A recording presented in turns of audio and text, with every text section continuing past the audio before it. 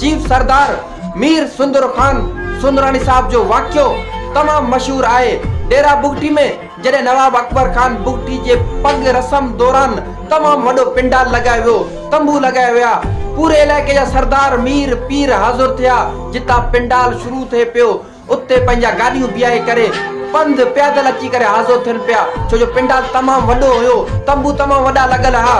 ओचिते पिंडाल किरण शुरू थियो, तंबू किरण लगा, माण्हू डोड़ंदा आया। नवाब अकबर खान बुगटी के चयऊं, साईं सिंध से कोई सरदार आ रहा है जो सारे पिंडाल को, सारे तंबुओं को तोड़कर आपके तरफ आ रहा है। तॾहिं नवाब अकबर खान बुगटी पंहिंजो कंध मथे करे माण्हुनि खां पुछियो त केरु आहे उहो शख्स। माण्हुनि अची करे चयो, साईं कंदकोट खां चीफ सरदार मीर सुंदर खान सुंदरानी साहब थो अचे। तॾहिं नवाब अकबर खान बुगटी मुस्कुराए करे चयो त असली सरदार बि त उहो ई आहे जंहिं पंहिंजे सरदारी जो भरम खसीस तंबू नाॾो न झुकायो। सलाम चीफ ऑफ बुलेदी मीर सुंदर खान सुंदरानी साहब, अवां खे मुंहिंजे तरफ़ो सलाम। सलाम अवां जी अज़मत खे।